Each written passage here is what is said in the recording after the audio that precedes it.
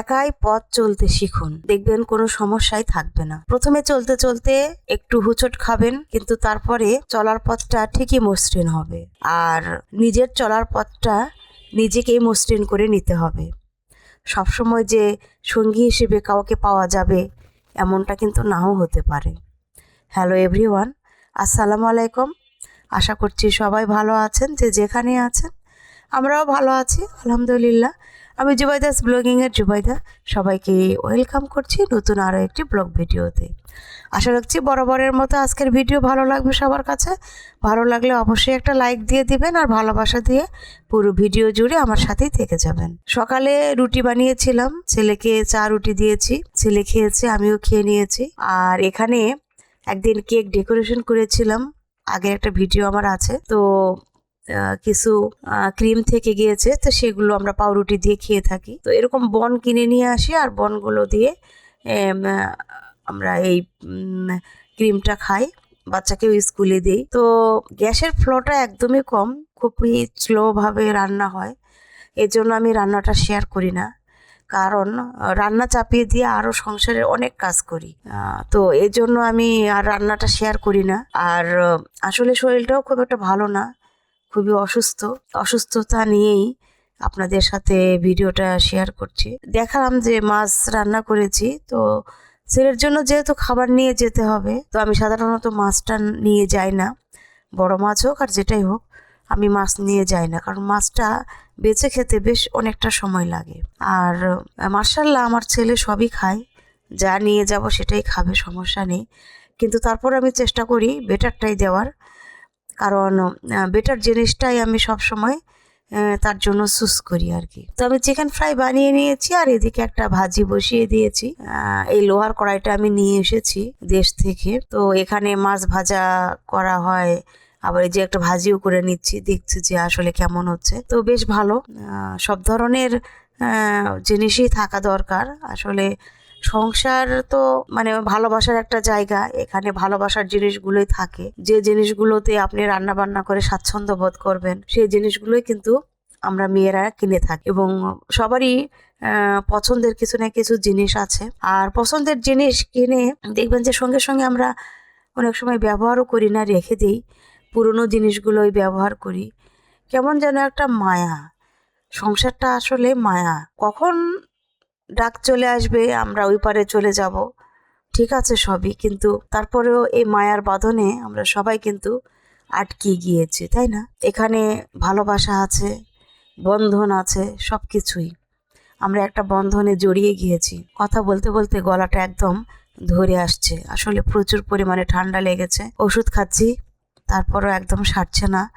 জানি না কতদিন এভাবে ভোগান্তিতে আমাকে থাকতে হবে। কোনটা শুনে নিশ্চয়ই বুঝতে পারছেন যে আসলে গলার অবস্থাটা খুব একটা ভালো নয়। তো ভয়েস ওভার দিচ্ছি, কষ্ট হচ্ছে, কিছুই করার নেই। এই ভিডিওগুলো আগে করে রেখেছিলাম, তো সেগুলো যদি আমি এখন না দেই তাহলে তো রমজান মাস সামনে চলে আসছে, তখন তো আপু ভাইয়ারা বলবেন যে রোজার মাসে খাওয়া দাওয়া করছি। আসলে ঠিক তা নয়, আমি এজন্যই অসুস্থ অবস্থাতেও ভয়েস ওভার দিচ্ছি, যাতে ভিডিওগুলো রোজার আগেই শেষ করে দিতে পারি, এই জন্য আর কি।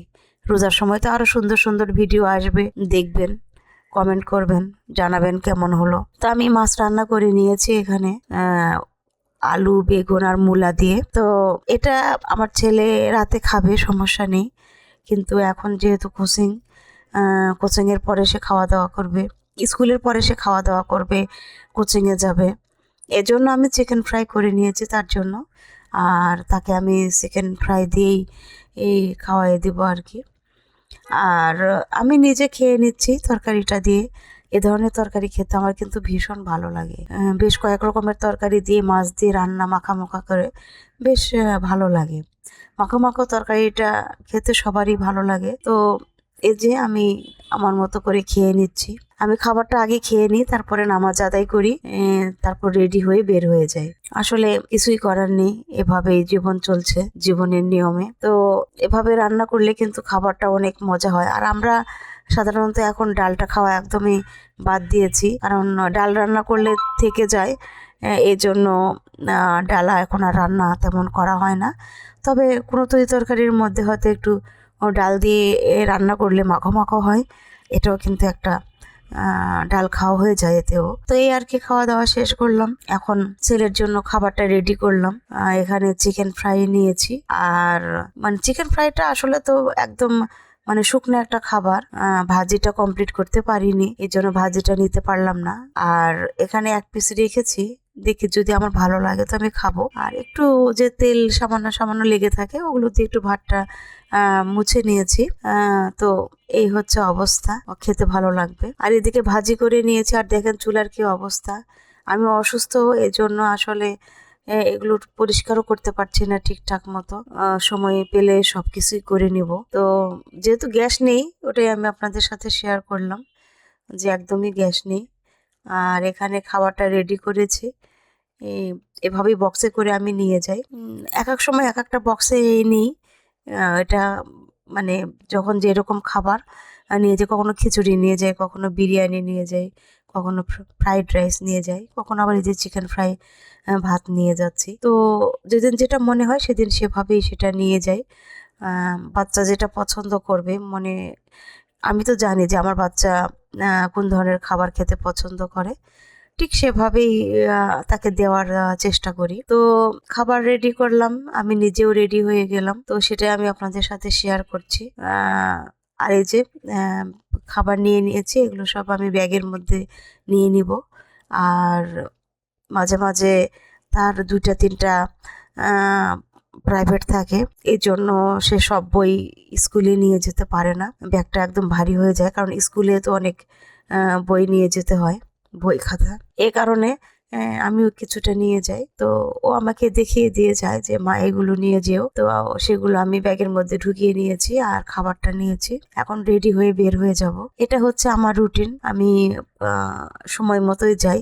আর আমি সব সময় চেষ্টা করি যেখানে যেতে হবে সেখানে আমি 10 মিনিট আগে যাব, কিন্তু 10 মিনিট পরে যাব না, কারণ জীবনে চলার পথটা একাই চলতে হবে। এটাই জীবন, সবসময় যে আপনি সঙ্গী পাবেন তা কখনো আশা করা ঠিক নয়। জীবন আছে, জীবনের নিয়মে জীবন চলবে, এভাবেই নিজেকে মানিয়ে নিতে হবে, গুছিয়ে নিতে হবে। আপনার চলার পথে যদি কেউ বন্ধু হয় ঠিক আছে, আর যদি না হয় তাহলে তাকে ইগনোর করতে হবে, এই হচ্ছে অবস্থা।